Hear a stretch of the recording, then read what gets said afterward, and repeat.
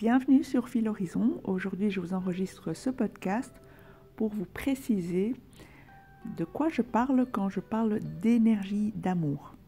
En effet, des personnes qui m'ont contacté suite à mon podcast précédent voyaient tout à fait de quoi il s'agissait et puis d'autres ne voyaient pas du tout de quoi il s'agissait. Je vais alors tenter de le préciser ici et vous comprendrez en filigrane à ce moment-là que fuit exactement l'évitant. Ceci me permet de vous informer de mes ateliers en ligne qui se tiendront au mois de janvier. Donc dès janvier 2023, nous commencerons l'année ensemble avec les bons codes relationnels. Et cela se produira les dimanches à 17h, heure de Paris. Et le premier atelier se tiendra le dimanche 8 à 17h donc. Et nous verrons ensemble quels sont les codes justes en amour. Et vous constaterez à cet endroit-là que l'évitant, il a un radar intégré pour capter l'amour vrai. Ensuite, le dimanche 15, nous verrons à 17h donc le profil évitant de façon plus détaillée et je vous partagerai notamment ce qu'un évitant ne vous dira jamais. Et finalement, le dimanche 22 à 17h, nous parlerons des relations complexes et des relations atypiques et notamment de la toxicité qui peut en découler. Et si vous souhaitez comprendre et vous immerger dans l'univers de la personne que vous aimez, venez nous rejoindre lors de l'atelier en un week-end qui se tiendra dans le bassin d'Arcachon les 11 et 12 février. J'aurai alors l'occasion de vous partager un univers plus large que lors des ateliers en ligne qui, eux, ne dureront que quelques heures. Dans les deux cas, écrivez-moi sur filhorizon@gmail.com pour obtenir plus d'informations. Voyons ensemble à présent que fuit l'évitant.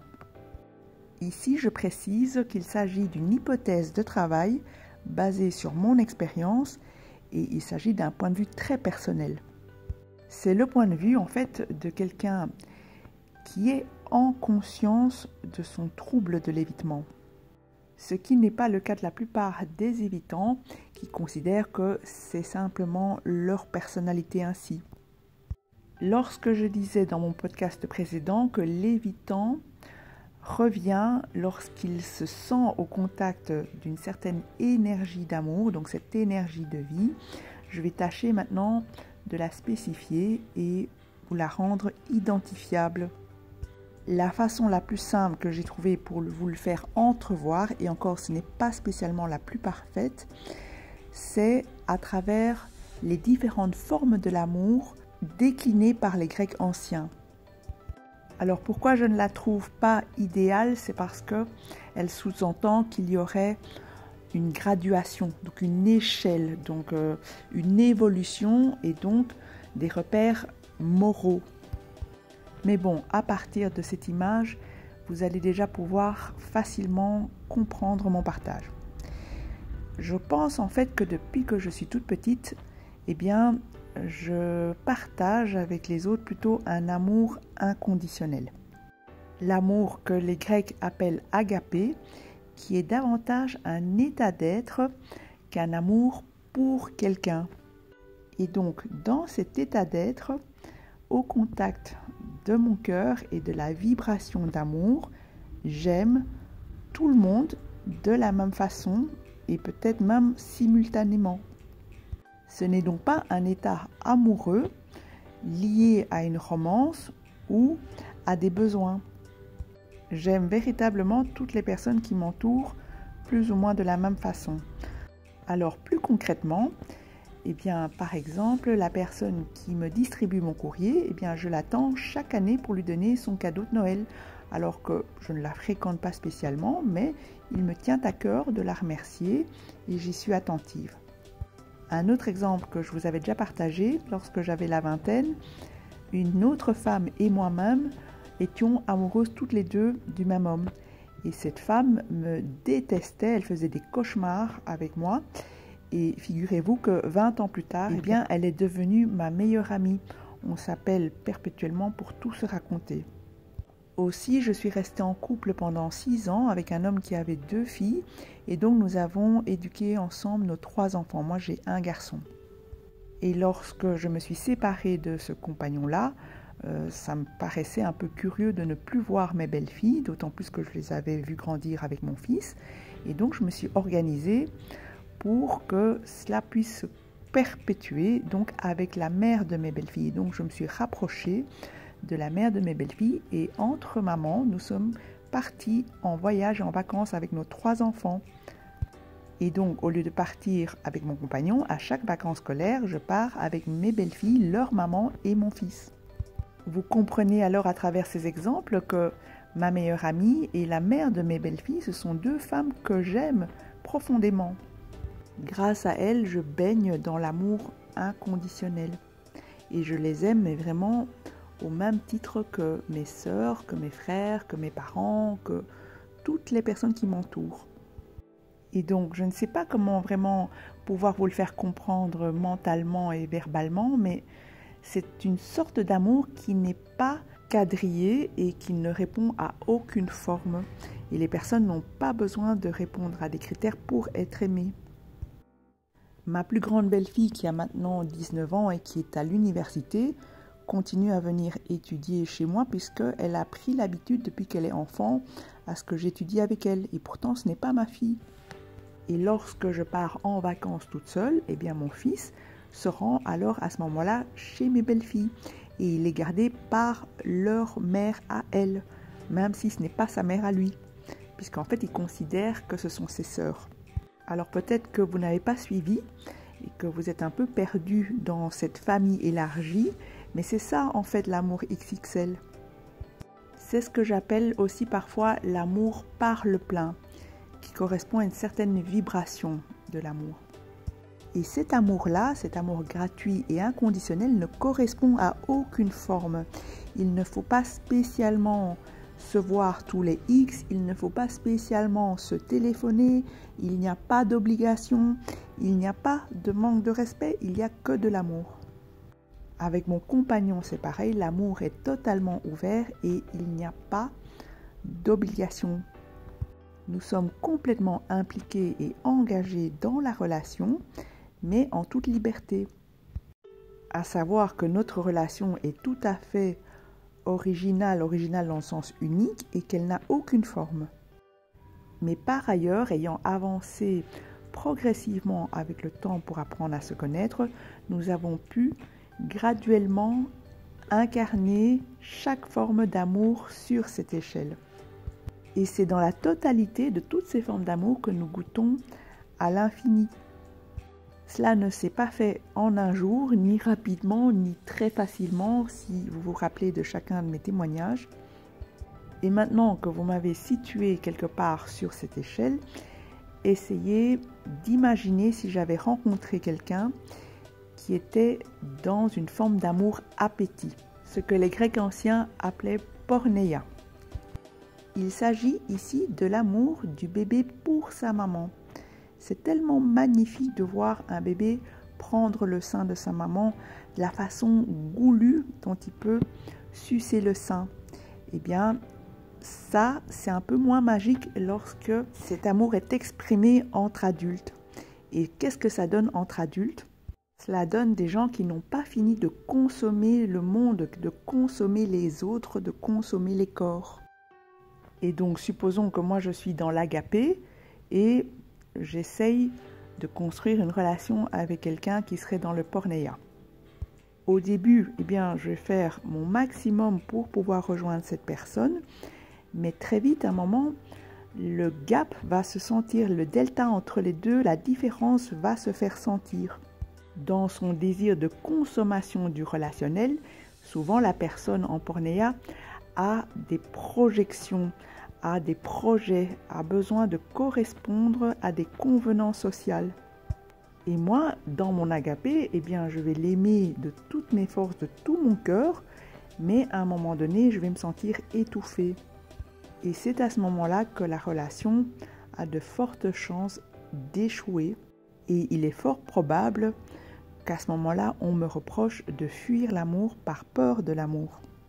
Et ce que je souhaite vous faire entrevoir à travers cette image, c'est que peut-être qu'en fait, je ne fuis pas l'amour et je ne fuis pas la relation. Je fuis juste un type d'amour. Il y a fort à parier que si j'étais au contact de personnes qui pratiquaient l'amour appétit, l'amour pornéa, j'aurais beaucoup de mal, et elle aussi. J'aurais beaucoup de mal parce qu'elle ne comprendrait pas ma façon d'aimer. Elle souhaitera peut-être que je la nourrisse en premier et pas le reste de mon entourage. Elle aura peut-être des crises de colère en rapport avec mon attitude, justement, d'aimer tout le monde de la même façon. Et malgré qu'on s'aimera très fort, cette relation deviendra souffrante et toxique pour tous les deux. Et aussi, ce que j'aimerais vous partager, qui me paraît important, c'est que quel que soit l'endroit ou le type d'amour qu'on pratique le plus, déjà de 1, on n'en est pas forcément conscient, c'est surtout la résultante de notre éducation. Ensuite, vous l'avez compris à travers mon expérience, où que soit l'endroit où vous vous situez, où que soit l'endroit où la personne que vous aimez se situe, eh bien, il y a toujours moyen de se rejoindre. Et c'est pour cela que j'ai créé l'atelier « Un pont entre deux îles ». Donc, vous savez désormais d'où je tire le titre de l'atelier. Soit vous restez deux îles séparées par l'incompréhension, soit vous vous éduquez à l'amour, vous comprenez cette différence de forme d'amour et vous construisez ensemble ce pont entre vos deux îles. J'espère que vous voyez désormais le delta et l'impossibilité de se rejoindre lorsque quelqu'un reste positionné dans un type d'amour, par exemple un amour vorace qui veut absolument engloutir l'autre, et le second qui serait plutôt dans un amour ouvert. Dans ce tableau qui décline les différentes formes de l'amour, on pourrait même considérer que tout en bas, ce serait l'amour du moi, et tout en haut, l'amour du soi supérieur connecté à la conscience. Lorsque je parle d'amour ouvert, je parle donc d'amour universel, d'amour pour mon prochain.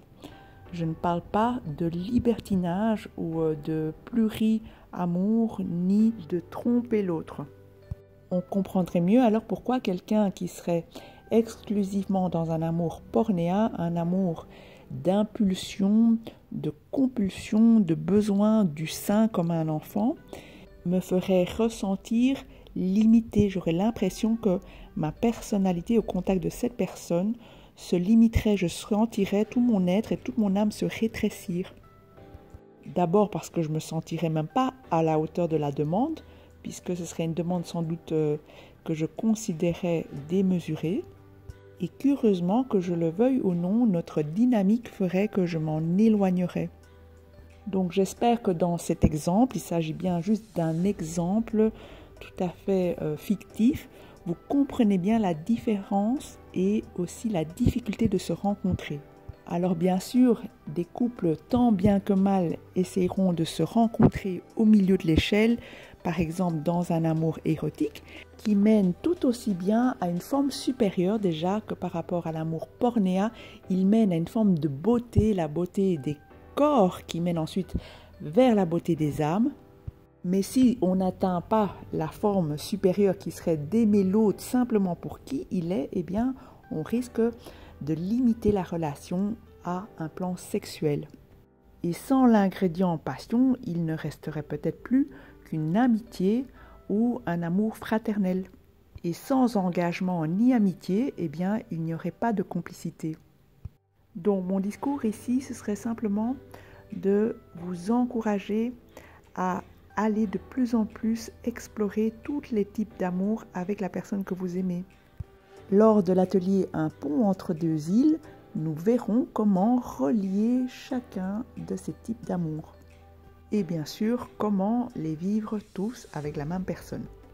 Nous aborderons aussi une partie secondaire qu'on aborde très peu dans ce parcours et qui reste un mystère pour beaucoup de gens, c'est comment l'évitant finit par évoluer ou par guérir alors qu'on ne guérit jamais de qui l'on est vraiment. Eh bien, venez le découvrir les 11 et 12 février à l'atelier qui se tiendra sur le bassin d'Arcachon ou lors d'un coaching personnalisé. Alors en 100 mots, vous venez de comprendre que le but d'un évitant, ce n'est certainement pas de vous faire souffrir ou de vous faire du mal, c'est juste la différence entre vous deux qui crée ce désordre. Et aussi parce qu'un évitant est d'après moi un idéaliste qui cherche l'amour vrai.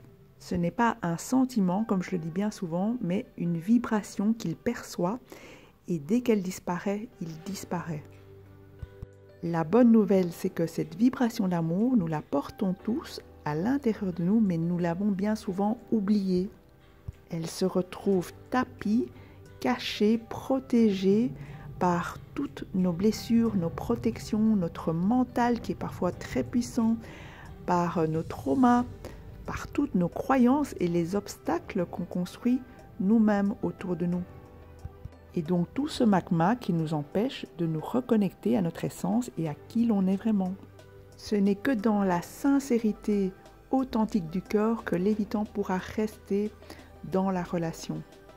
Ouvrez donc votre cœur à la source d'amour.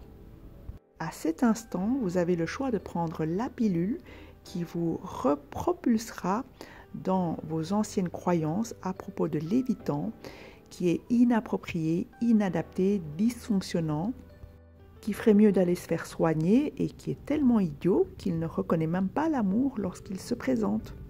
Ou alors, vous avez le choix de prendre l'autre pilule qui vous donnera un peu plus de hauteur dans l'amour. Je ne vous demande pas de me croire, mais simplement d'en faire l'expérience.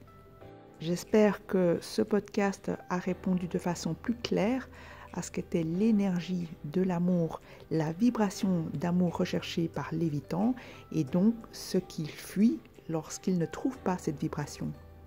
Si vous avez apprécié ce podcast, merci de le liker, de le partager et surtout de vous abonner. C'est la façon de vous aligner à l'énergie de l'amour. En effet, si vous vous nourrissez à l'énergie et à la source du travail de quelqu'un, pensez aussi à le lui témoigner. Je vous en remercie du fond du cœur et je vous souhaite de belles fêtes de fin d'année, beaucoup d'amour et de belles retrouvailles et de belles réunions.